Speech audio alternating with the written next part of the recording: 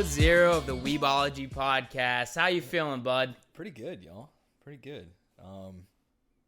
Like Ethan said, welcome to Weebology. Yeah, so I think what we're going to do today is we're going to say, who we are, why are we doing this, Yeah, what? What got us into anime. What the hell are we doing here? And then also a quick little look at, we just came off of the winter 2019-2018 season of anime and just kind of see, what we thought. Yeah, and we will warn for spoilers before we go into any kind of detail. There is a couple series that we both have watched and really enjoyed, and we are definitely going to be talking about it. A couple of those being, I would say, Mob Psycho. At least I know I watched that one really intensely, and Promised Neverland. Holy shit snacks. Like, Promised Neverland is bae. It's bae. It's undeniable bae status. So okay, but before we go too much farther, I'm one of the hosts, Ethan. This is Ricky. We are your weebologists. Yeah, we're weebologists. So what that kind of means to us, I think, is, we care a lot about anime. We love this junk. Mm-hmm. And we also like, just Japanese culture in general. But to us, we're also, something of a philosopher about it. A philosopher and a poet, if I were to actually write any of this shit I think I'd call myself a poet. Yeah, if we wrote any of it down. Yeah. So we decided instead of writing it down, let's just put mics in front of our faces and do that instead. Right. We talk about this stuff, on the daily. So we figured let's plop some mics in front of us and give it a whirl and see if anyone cares what we have to say. Yeah, man. And I know for me, this is my personal endeavor with Weebology is to kind of get people who may not feel very very open about their love of the genre, the love of the surrounding culture of the genre, and let's just give them a perspective that they can look at and be like, I'm not going to sit here and say like I'm a normal human being. I mean, I watch anime. I think kind of take a little bit of a kind of an open mind to actually give a shit about it. So I want to give people that open mind and that open mic as well. So I want people to join us on our journey. Yeah, and the other thing that kind of, separates us from maybe the kind of the norm of what you would think of an anime weeb would be that they'd sit in their grandma's basement and watch anime 24/7. We want to prove that that's not everybody. We actually have jobs. You guys listening right now are not that. If you are, you do you. I love you know for what? that. It's actually better for you. Yeah, it's better for you. It's better for you to be doing that, but that ain't everybody. And I think at a time where anime is receiving an explosive amount of exposure due to streaming and a lot of interesting movies coming out, look at Dragon Ball Super Broly that just came out. One of the best anime films to have ever hit the box offices, and I think there's a reason for that. Because people are exposed. People want to see more of that genre. So we want to prove that you can love this shit and it's a good time.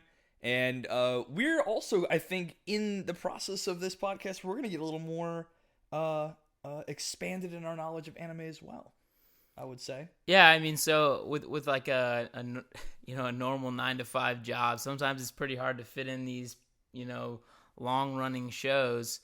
For instance, if you just think about like Naruto or One Piece, you're talking like 600, 700 episodes. Yeah, those two together is like over 1,600 episodes. I mean, I already have a full-time job, Ricky. I know, and Ethan, I can't, be sneaking my phone under my desk every single day. I know I do, but I mean, we try it. We try, yeah. Oh, I'm gonna go to the bathroom, boss. I'll be right back in 23 minutes exactly later. Surprisingly, yeah. Rick, you're sure going to the bathroom a lot. Are you?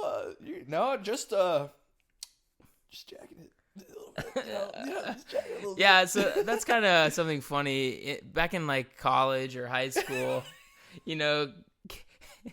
if someone caught you watching anime, you'd be like, "Oh shit, no, I was just doing something else." I swear, just porn. Yeah, just porn. There's, and I feel that I think everyone's gone through who's really liked anime in the past have gone through something like this, where you other excuses that are more socially accepted as what the fuck are you doing is a better excuse than you telling your friends or family, hey, I'm watching Japanese cartoons right now. Right. So I think that's kind of, like we mentioned, just saying that, it's becoming more mainstream, and being able to get out there and talk about it, is becoming more, more normal, I guess you could say. And I mean, I think it's really cool the way that Netflix and, all these other big streaming platforms have really taken hold of the whole movement and just kind of gone full bore. I mean, Netflix is putting a lot of money into anime. Dude, yeah, their selection's actually super stout. Yeah, I mean, they just did this Ultraman. Yo, I saw that just came on. I want to watch it. So it's CGI, so I'm not going to watch it, but... I will take the plunge for you. Thanks, Ricky. You're welcome. Then I'll do it. if no one else is going to do it. I mean, I watched 4 or 5 episodes of 2016 Berserk, and that made me sad. My guy, I hate the CGI. I cannot stand it. I get it. But you remember Ajin? Oh no. That was really good, but the CGI would make me wanted to barf. And yeah, that definitely hold on. Pencil that, another episode, CGI conversation definitely coming up. Oh yeah, it's coming up. It's coming up. That's a good one. But yeah, I mean, we called ourselves Weebologists. It sounds very official that we know what we're talking about, but the study of weebness. Yeah, throw your chops, man. Drop it, whip it out on the table. What got you into anime? What makes us? So funnily enough, what got me into anime was just watching it from a very young age. But unlike most people where their parents might hinder them, my dad actually watched Dragon Ball Z with me. Wow.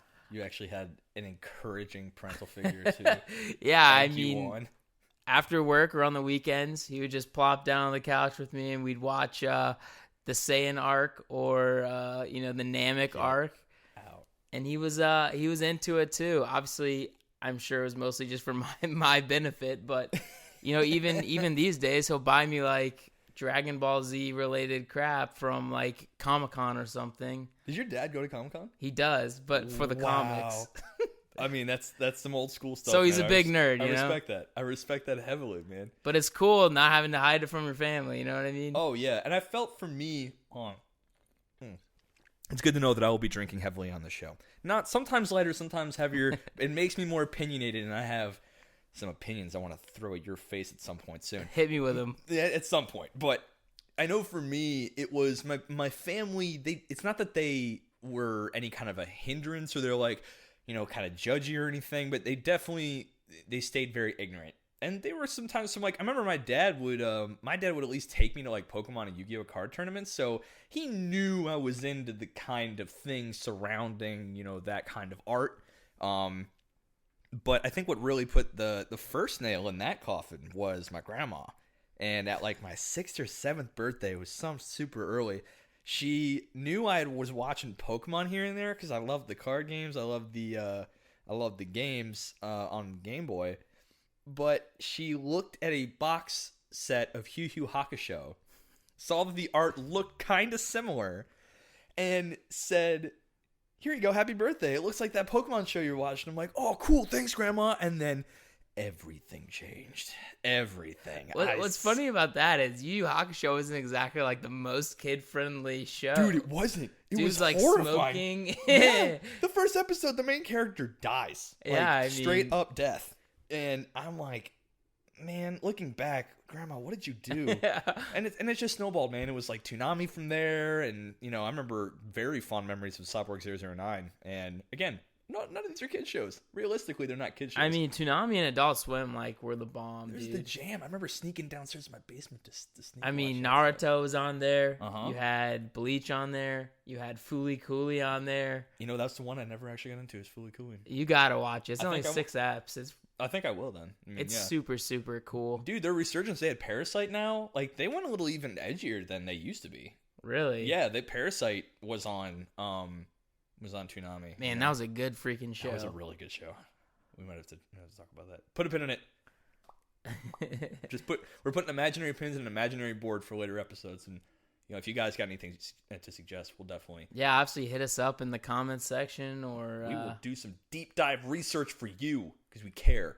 Yeah, and I think, kind of the direction we wanted to take this all with is, not necessarily the normal, this guy's going to kick this guy's ass, or this is the, 5 best abilities in Naruto, or something like that. I mean, I do love that shit. I'm not going to lie. Oh, no, and let people do their thing, but we definitely made a decision together that, like, we're not going to be a top blank podcast. Like, that may make for some content later, but it's got to be something a little bit different. We just kind of want to discuss. Just more in depth. A little more in depth, yeah, for sure.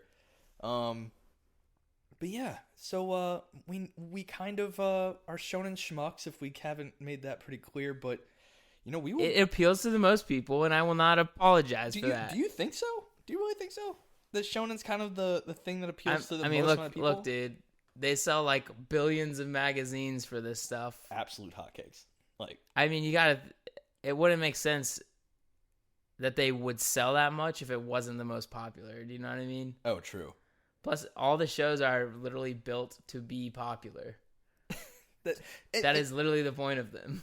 Well, if I remember correctly, they're called shonen because they come from Shonen Jump, yeah?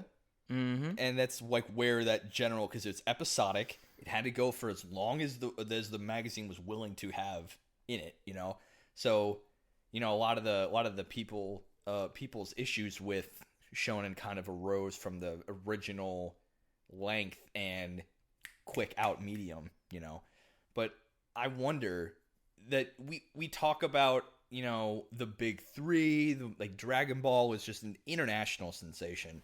But there are other anime that like just seem to have crushed the game when it comes to exposing anime to a wider public and making things like this particular kind of casual yet in-depth podcast possible to reach more casual ears than some people that are going to come at it for the depth. But like Attack on Titan, would you consider Attack on Titan the conglomerate that season 1 was? Do you feel that is a shonen anime? Attack on Titan. So, do I think it follows the shonen kind of archetype? Probably not, I wouldn't say. Okay. I would say it's more of like a darker version. I'd say it fits more with like a Death Note than it does with like a My Hero Academia. Well, yeah, I feel like it kind of comes down to what our personal interpretation of shonen is. I know for me, it's definitely that, never-ending progression of the main characters, sometimes multiple characters, and generally very action-heavy. Many sports animes can be very shonen, and some non-sports but action animes cannot be. But Attack on Titan always felt unique because it couldn't be pinned down in a typical slot me here genre. But I think you kind of hit on it, that it does kind of have some. I mean, I would just say, it's a darker anime that, like, it really makes you face some things about, this world that these guys are living in. But there's also so many, like, weird twists, right? Oh, yeah. So it's like, I don't know. To me, like, a shonen anime is, you have this underdog character that is growing and becoming like ridiculously powerful at a ridiculous rate. Like Naruto, the dude starts off like this underdog, but little does everyone know he's actually the strongest person in the entire universe. Right. So basically from age 6. But here's the thing this is where I disagree with Attack on Titan not being shonen, that if you look at a lot of the big three, that they had all of the equipment to be the strongest in the series. They just had to train and persevere to utilize. If you look at Naruto, he had all the goods. He basically had all the goods. He needed to be pretty much OP from the start. Ichigo and Bleach had all the goods hereditarily to be OP from the start. And so did Eren in Attack on Titan. Sure. He already had the goods. So I wonder where along the line, because I still think you're right in that it doesn't feel like a shonen, but I don't know where. I cannot pick out where. I guess maybe it's a lack of progression. It always feels like they're 2 steps, like 1 step forward, 2 steps back kind of thing. I think it has more to do with the fact that, with a traditional shonen, you have, like, the stakes aren't always life and death the whole time. That's a good point. Like, the thing about Naruto that I always found really interesting is it's these like 10-year-olds fighting for their villages for like life or death, but it doesn't really feel like it. Interesting. Until, I'd say the Forest of Death during the Chonin exams. Mm-hmm. Or Chunin, sorry. It's fine. And we'll get it in post. the tuning exams, and then, obviously once they get farther on and like there's more like not galactic skirmishes, but like between villages there gets to be more kind of like dangerous encounters. But I'd say for like most of it, it didn't feel like, Naruto was really ever in danger of like fully dying. Like, I don't know, because the way they set it up, right? They had all these senseis and like the Hokage and all these people over them trying to keep them all safe. But for like, Eren and the other guys in his unit, right? Like even their captain, like could get eaten by a Titan like super fast, right? Like they're obviously more skilled than the normal guys and they're smart and all this stuff. But, at a certain point, like these Titans will eat your ass, dude. They'll eat your ass. Right. So it's like and everything else around it. I don't know. There's no real feeling of safety, I feel like, in that entire show. I like the way you put that because you're right. There doesn't feel like the main character is going to prevail. We just have to find out how. It never did feel that way. I mean, it's not even like I remember episode 5, season 1 was when they found out that Eren could become a Titan. Sorry, y'all, it was like 4 years ago. Deal. Spoilers alert. But yeah, we found out he could become a Titan, but that was after he'd already gotten munched. Like, it already felt hopeless. So I can kind of see where you're coming from. It still never felt safe, even with the advantages. Like when the shonen, like the main character gets that shonen buff, they get that new thing. Eren can do this or do that. It still never felt like the proper advantage was on the home team. I mean, even to this day, I don't feel like he's really got the advantage. So right. So I think I would say that might be where my discrepancy lies. All right. I can see that. I don't know, man. I know you plot me into that world, and I am fucking terrified. Right. You plop yourself in the Naruto world, like that's my nature, bitch. It might be terrifying. Like, right, for sure. I think since they were trying to make it more like kid friendly, it was less terrifying. Like, obviously, having like the Akatsuki breaking into your village and like trying to steal children. Oh yeah, like let's break it down. They're trying to steal kids. If you really want to, dissect some of the shit in Naruto was very. I mean, very it's creepy and scary, right? And then like you have these roving like assassins and like all this stuff. Like it is not a safe world, but the way that they filmed it and made it, showing only like Naruto's feats and basically him growing up and becoming stronger and like the entire village like kind of coming together. Mm-hmm. They made it feel way safer. Okay. And I mean, to me, that's one of my biggest like complaints about Shippuden is they had the opportunity between, when Pain blew up the whole village and the whole thing with Kaguya, or like the fourth Ninja War. Why didn't they have another war that just showed you like there's actual like reasons that, these ninjas are separate villages.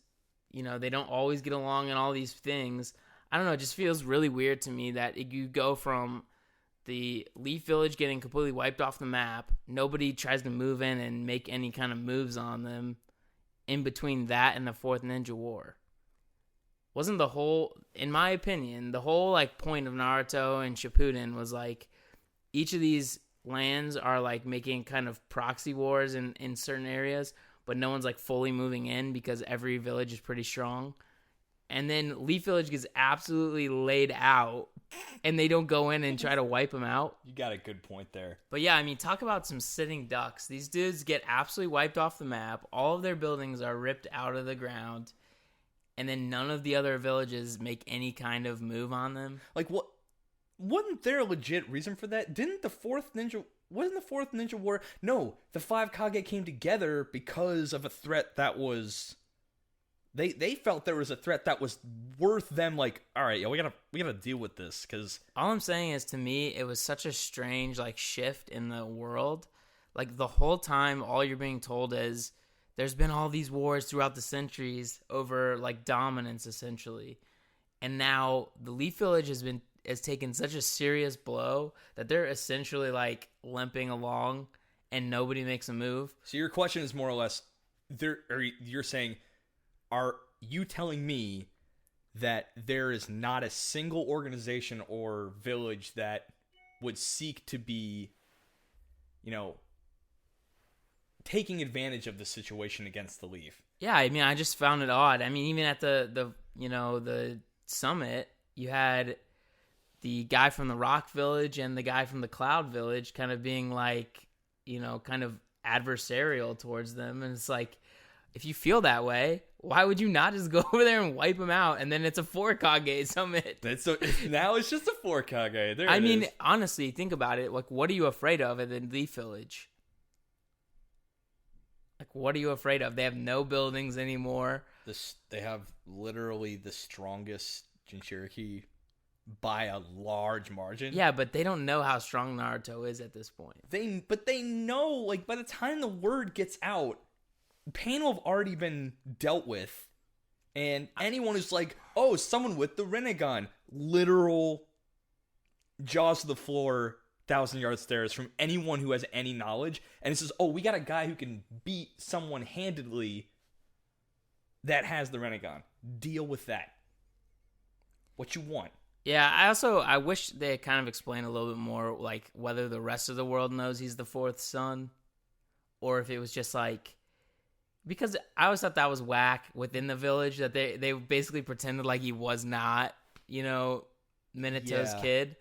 And then, he gets ridiculously strong. And I'm wondering if all the other villages know that he is. Because, if they have this run on site, rule for Minato, yeah, like, I would just extend it to his son and be like, this dude's probably a badass.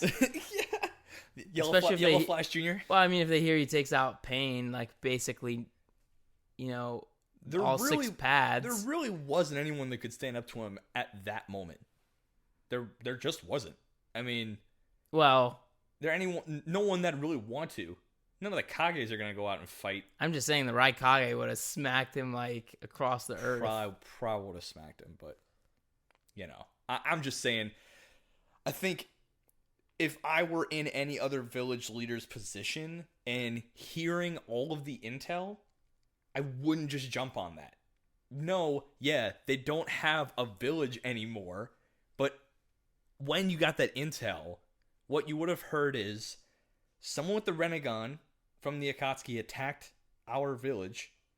They had the power to wipe it literally off the map, killed 95% of everybody, and then our Jinchuriki, the one holding the strongest of all 9, came, saved us from not 1, but 6 bodies with the Rinnegan, from everyone else's perspective, and then went off somewhere to go confront Big Daddy Rinnegan boy, and somehow everyone came back to life. So now you have the Leaf's entire armed forces alive, and they're all rebuilding the village. They may be distracted, but at what point do you feel like, oh yeah, this is good? This is good strategy. I guess. I'm just saying, think about how vulnerable they are without, like, their entire village infrastructure. As a leader, I would have crushed them ASAP. Obviously, at this point, it's kind of like the Sand Village and Konoha are kind of like on the same page, because Gaara and Naruto are boys. They are boys. And B and Naruto, are they boys yet? They're not boys yet. They're not boys yet. That's what I'm saying. I don't see why, what about them? I think the Mizukage and all them were kind of rebuilding because of the whole blood mist thing. So, like, they weren't really in a position, but the Rock... Has Sasuke attacked B at that point? After Naruto defeats Pain, I think that's what I'm trying to get at, is that all the villages recognize the Akatsuki as an issue because at that point, Sasuke, Kirin, they're all working with the Akatsuki. So the Cloud just got attacked. The Leaf just got attacked. the Akatsuki basically killed Gaara successfully until Chino. So you had 3 villages all attacked at the same time. Like, oh shit, we gotta deal with this. We gotta deal with this like right now. Yeah, it's just, I don't know. It felt like such a weird. Like, I love the Akatsuki. Don't get me wrong, and I love them as a villain organization. That's true. But when you think of it as like this world of, this ninja world, it just seems like such a small threat in comparison to like a looming village attack. Yeah, I mean, you gotta. Obviously they're like massive S-class ninja badasses, but each of these villages have those. Right. But, the shadow leader being Toby, he's kind of keeping it. He was kind of keeping it chill. I think he was playing the long game. I know. I just, until you start Rene rebirthing all these, like, these zombies, is it even, like, they're not a concern to me at all. And I think that's I guess that's kind of what they were saying is they let them kind of just, like, chill in the background, even hired them. You know what I mean? Right. And then eventually they end up biting them all in the butt. Which, is what they literally say at the 5 Kage Summit. They're like, Tsuchikage, how could you possibly have paid these dudes in the past? And he's like, well, what do you want me to do? What do you want to do? Like, we had to deal with this somehow. The Tsuchikage, he went on later in Boruto to do some stupid shit, too. In the sake of peace. Yeah.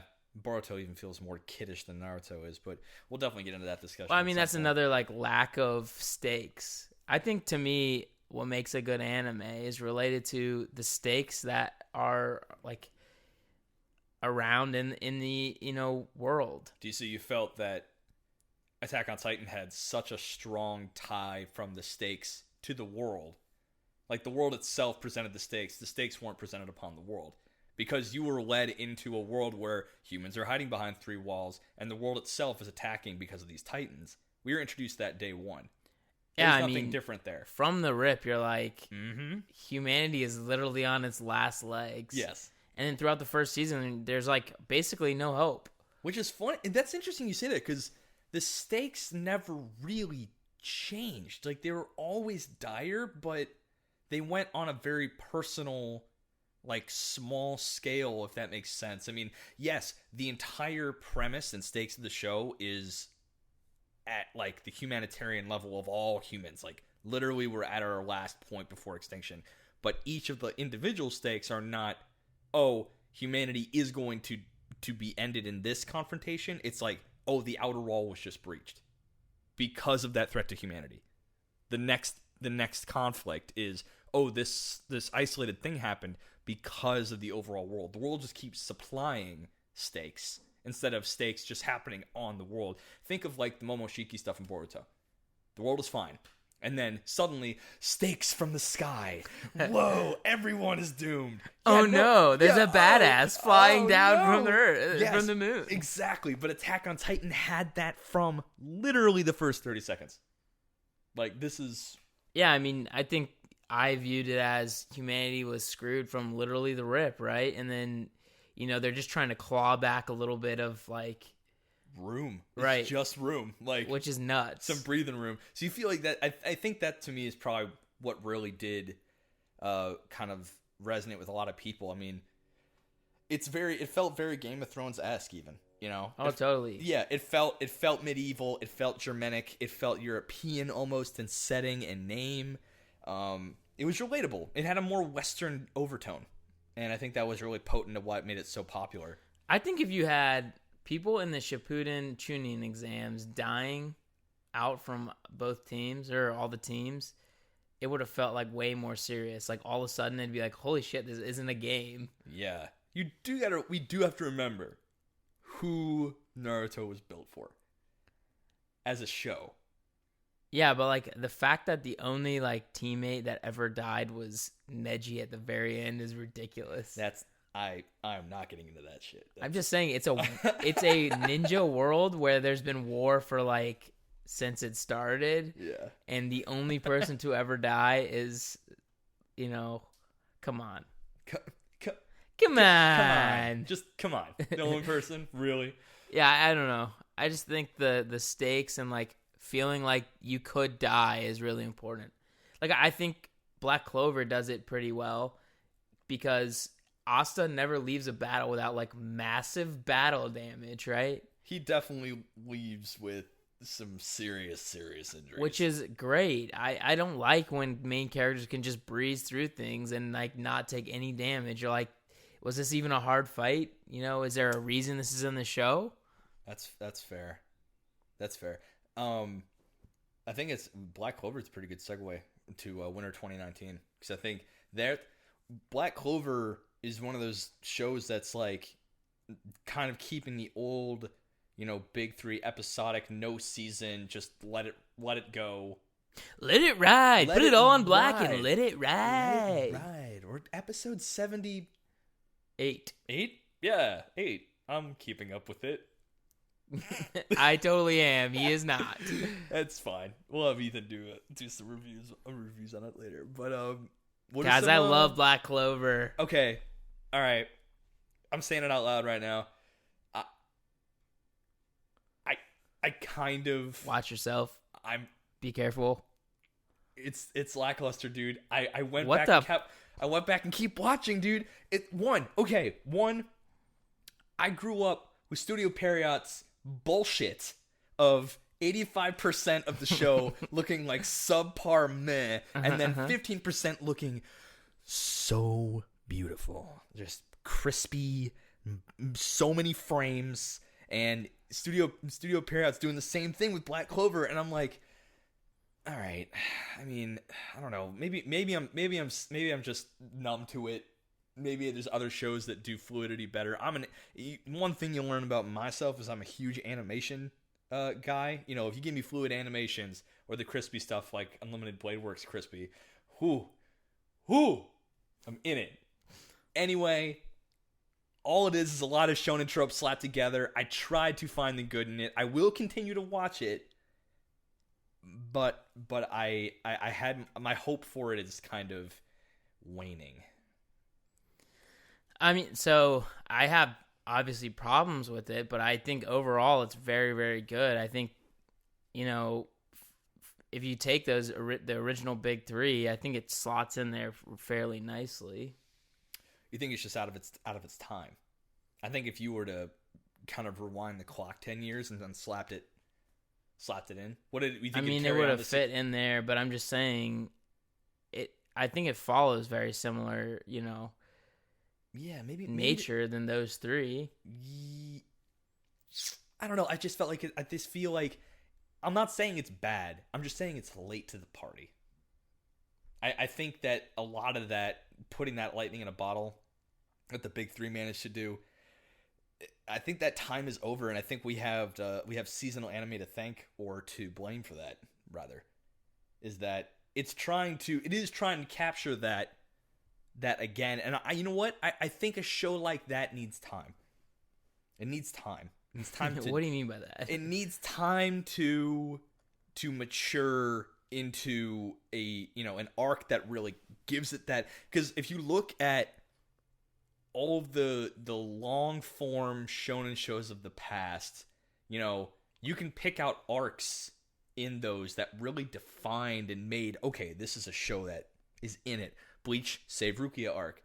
Naruto, I would argue the arc, right, like the retrieval of Sasuke arc. It's gotta be Chunin exams. Well, that's Naruto. It's gotta my be. Boy. That's not. You didn't say Shippuden. Did I not? No. Well, fine. Then if you want to take Naruto in its entirety, I would say Naruto and not Shippuden. Just locked it in for me. Dragon Ball Z. You got the Saiyan arc, the Frieza arc. Yeah, and those are some good arcs. The Cell arc was, slightly Cell lesser, games, but still my guy. literally amazing. So crispy, the story of Gohan in that. And then you have the Majin Buu arc.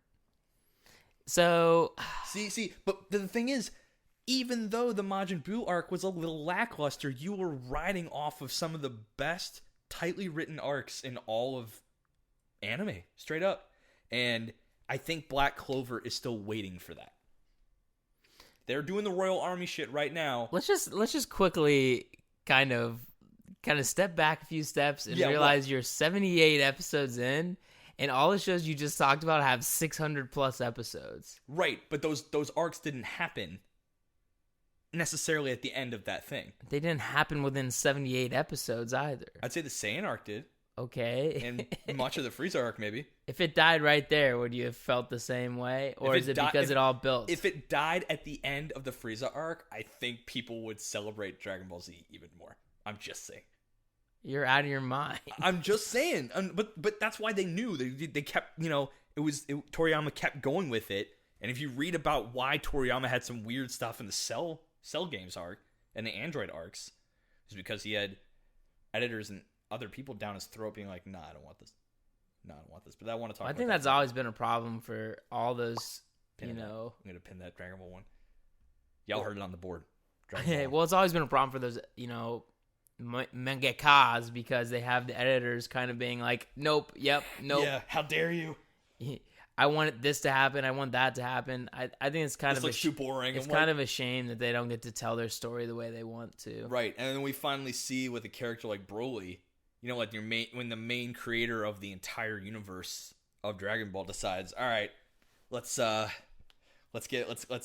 shake off this rust a little bit and let's actually make this character something worthwhile. Boom, third highest grossing anime film in theaters of all time. And that's not a coincidence either. That's Toriyama literally flexing on him. Broly was a sick character. It just didn't fit. And so, I think it's if it was just some random movie that didn't relate to Broly, you think it would have done as well? No, and I think it's because everyone knew Broly, but his rewrite was gold in my opinion, absolute gold. I mean, it was much better than the original Broly. So I think we can all agree. Comparatively, actual cheddar, it was straight money. So I don't know, but that that kind of impact, that took time, and I think Black Clover is not going to get the recognition you feel like it gets right, or it should have right now. I think it's got to at least hit that Sweet 100 episode, and because people say the manga's really good. People say the manga's pretty damn good, actually. I think they're on the building stage. I see. So we're in agreement. They're in a world building stage. They're only 78 episodes in. You don't even know all the Black Bulls yet. That's what I'm saying, though. It's not really necessarily fair to say that it doesn't have those arcs yet. Right, but I'm also not over here saying it's bad. I'm just saying maybe I've seen You're it all saying before. It's in development. It's in development. And I agree with you. It is. And for that, I thank you. For that, I thank you. So what else? What else? So I think we're going to go ahead and we're going to skip to our last subject, which is the winter 2018. That was the whole segue of the Black Clover, my boy. Animes, and we're going to go over them. You're right, that was a segue. That was a segue. We're just going to kind of go through a couple quickly. The segue tour passed you by, my friend. Passed you by. Well, I mean, can you talk about Shield Hero for us? Because I didn't really get a chance to watch that because I've been watching JoJo's. So. Let's go. Oh, that is true. Oh God, JoJo's so good. But yeah, I'll let you chat about JoJo, but Rising of the Shield Hero, man. I really did, and I'm not afraid to admit it at this point that I really, really like Sword Art Online. I like Sword Art Online Season 1. Wow. I'm going to need you to... I can't believe you just said this on the podcast. Oh, and I'll let it be known. Because, one, it's isekai. It's a power fantasy. You can't walk into a well-written one and not feel like a little vicarious, ooh, I have the best reflexes in the game. I'm the chosen one. I mean, how can you not... That's what I'm literally staring in your apartment, Ethan. Lord of the Rings posters and Star Wars posters, and they're literally all about chosen ones. Right, I'm staring at it. Frodo was chosen. Anakin was chosen. And I don't want to hear it. Those are power fantasies. Well, Anakin's story is a power fantasy. I don't know about Frodo's. Is more of a power.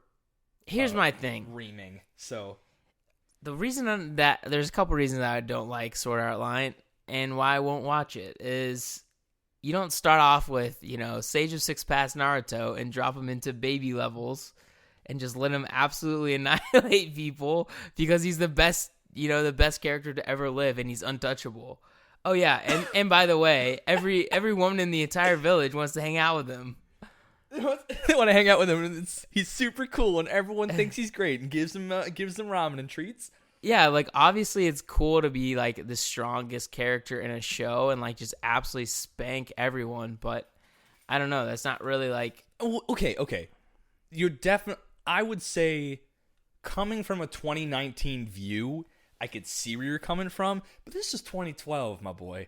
Isekai didn't really have a foothold, And if it did, it wasn't in video games. It was some Alice in Wonderland bullshit of being taken to some actual fantasy world. No one wants that. People want, a modern take on it. So, I don't know. So, all I'm trying to say is, Sword Art Online really, it kind of captured my attention for isekais, and not too many have since. ReZero kind of did, and I still have to finish it.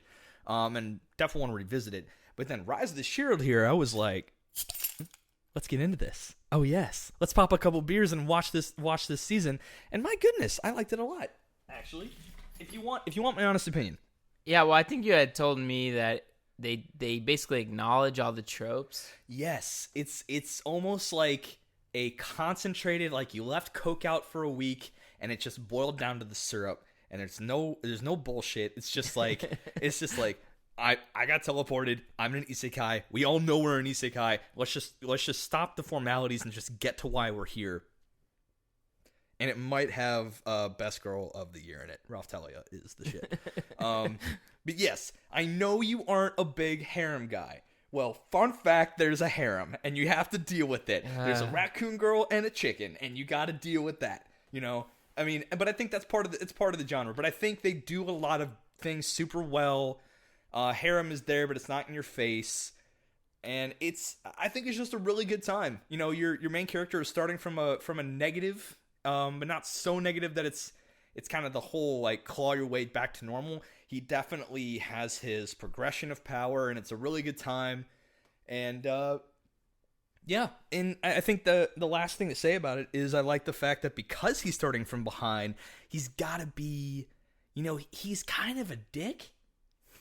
He is. He's kind of a dick. He just kind of plays it up. I heard. That's the thing. He plays it up because he's like, he kind of made a choice where, well, if everyone hates me, this kind of opened my world up to being able to do a lot more, nefarious but effective shit. So let's do that shit. So, I like that he trotes the line. He like rides the line of where you can kind of wonder if he's a dick, but you kind of sympathize with him. It's a cool cognitive dissonance, like middle ground. So I like it. I highly recommend it if you even have a kind of an idea of what you want to see in an isekai. I think it's a good pick. I think you'll. So that is a certified fresh on Tate no Yusha no Niragari. Rise of the Shield Hero. The Rise of the Shield Hero. Yep. So that's one of my big ones. So that was a big one, and then there's also Promised Neverland, which is Yakusoku no Neverland. Can we close the episode out with talking about that? We can. Yes. Okay. But first, any other recommendations you have from this season and why? Okay, I guess Dororo. Yeah, super good, right? Yeah, so it was pretty good. I've seen people putting in their like top 5, all time type crap, and I'm like, yo, chill out. Maybe. Like, it was good. Where did you read that? And it was dark. I don't know. It was dark. It was a good time. I will say. It was like it was like a manga from like the 50s, right? Right. It's a very interesting concept. So they took like a super, super old manga and they basically remade it with modern day technology. With sweet animation. And kind of like updated some of the themes and stuff. It was well made. Who actually, what studio was that? It was Tezuka Productions. Oh, yeah, snap. Okay. I'm in it. So basically the idea is and Mappa. This like lord of this area basically goes to these 12 demons and he says like, I'll give you whatever you want if you make me a badass and like rich and powerful. So they're like, sure, for your firstborn kid. Ooh. And so he gives birth and then his kid is born without skin, without eyes, without tongue without, Pretty limbs. much a lot.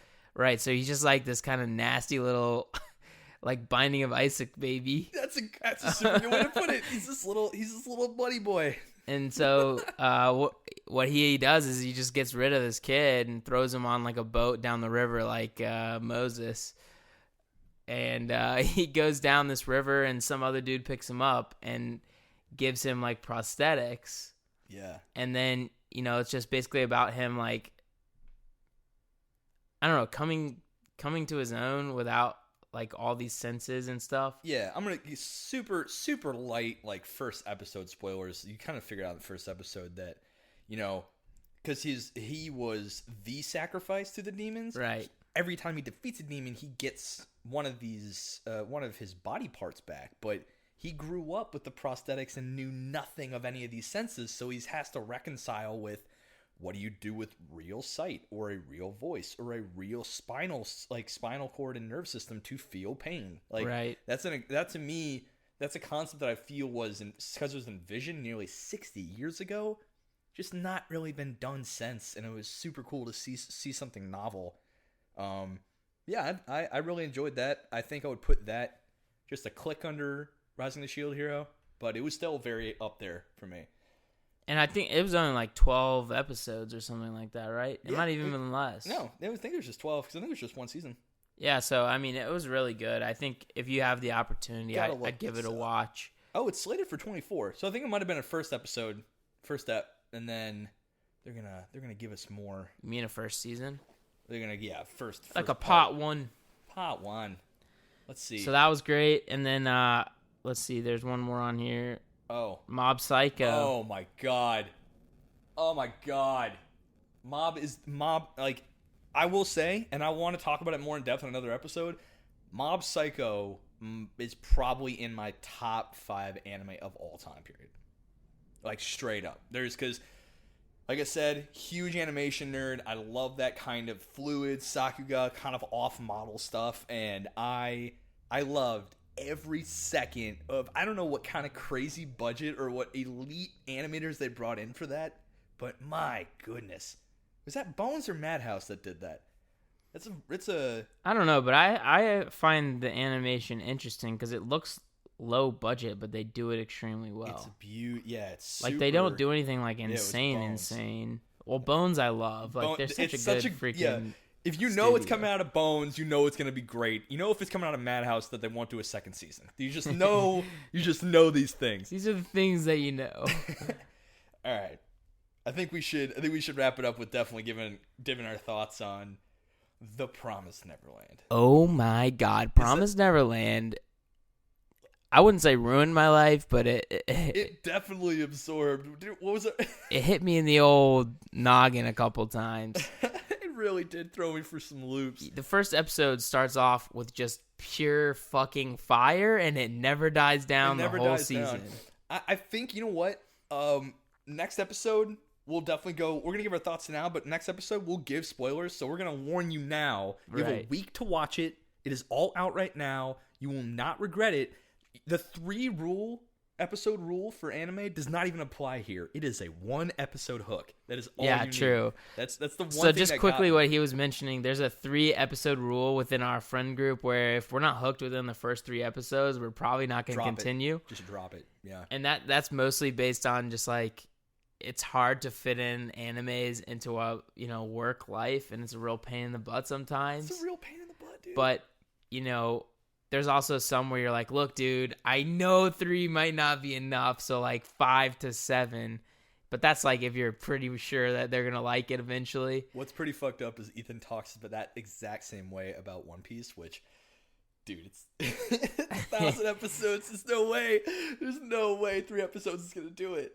I mean, at this point, I don't think you're going to watch Easy One Piece. 300. I might. I don't think you are. I might read it. I think you should. Pat keeps telling me to read it. Yeah, so we have a friend named Patrick. We hear about Pat a lot. He was supposed to be the 3rd host, but he kind of bailed. It's fine.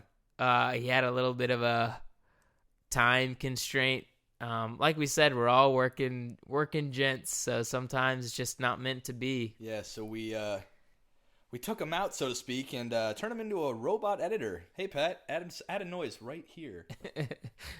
Yeah, good noise, Pat. Good noise. Great noise, even. Great noise. But yeah, I mean, Promised Neverland. I don't think there's been an anime in the last 5 years that got me as hard as this one did. When it comes so to like fast. psychological warfare, Death Note. Straight up, Yeah, Death definitely. Note. Straight up, Death Note was the last one of this caliber. I would still say Death Note was the pioneer for this kind of psychological warfare thriller. But man, Promised Neverland. I really definitely- loved Erased.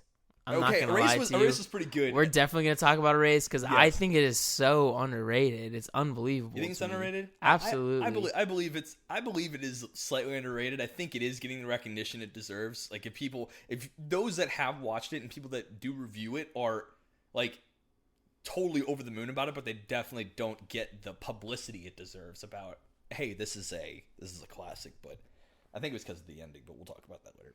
It's possible. Yeah. But Promised Neverland, it's got everything you need for a good psych thriller. The pacing is incredible. Can we spoil the first episode or no? No, dude. No, we'll do it next week. Okay, We'll do it next week. Next week. Y'all are getting hit with a full in-depth talk about Promised Neverland next week. And all right, don't say we didn't. I'd say it's by far the best show from winter 2018. Yeah, so 2019 or whatever. Yeah, whatever you want to call it. Just definitely hit it up before next episode because we're just going to go in deep. Yes. Yeah. Do And not say hard. we didn't warn you. All right, guys. Thanks so much for listening. This is kind of our episode 0, just like a who we are, why we're doing this. Yeah, this one will definitely feel a little more free form. We just want to get our faces out there. But next week we'll get a little more structured topic set, and we'll more in-depth Promised Neverland talk. And You know what? Yeah, you know what? I like at the end of each one of these episodes, we just have a casual chat about what we want to think about doing next week. We may or may not do it. yeah, I mean, There's an idea on the spot. yeah, I think just talking about Promised Neverland will probably take us a good 20-something minutes We're gonna call least. this segment of the episodes of Foresight Firesides. Like, Sure. So we foreshadowing firesides. we also have like a Google Doc with about like 18 other topics on there. So there's quite a few that I want to. Let's do the daddy debate next one. Yeah. So Daddy debate. So I guess for next episode, be looking forward to a Promised Neverland chat and who's the better dad, Goku Or Naruto. from Boruto. That's gonna be an interesting discussion because they both suck. They suck so bad. Suck so bad. But I do know which one that I think is more effed up. Yeah. I've already got it all laid out. Okay. I'll come with my. We may agree. We may not. Yeah. We'll see never what's know. up. Well, until next week. Until next week, and then I think we'll do one more. I wanted to do was your favorite Netflix exclusive anime. Ooh, I like that. Yeah. So the ones that you can only get on Netflix. Of the ones you've seen, which one is your bag? Yeah, I would love to like highlight specific like Everyone's got platforms. Yeah, everyone's because got Netflix. Why not? Amazon Prime and Netflix and all these guys getting into the game. Like, And I just really appreciate their love for or their like attention towards the space. Yeah, let's give the Netflix exclusive some loves next week. Sounds great, man. All right. All right, thanks guys so much for listening. Yeah, thank you for listening. Give us 5-star ratings mean a lot to us. Yeah, 5-star ratings. Exclusively. But I mean, if you didn't love it, just listen to it again and maybe give it another go. Yeah, why not? Give it another go if you feel like a second opinion is worth it. And I'm sure the second time you'll probably give us a 5-star, and if that doesn't work, just listen to it again and then give us another 5-star. Yeah, that'll work for us. If you feel like you want to give us 10 stars, go for round 2. So I've been Ricky. This is Ethan. And you just watched an episode of Weebology. Peace. You got learned. My dreams come true.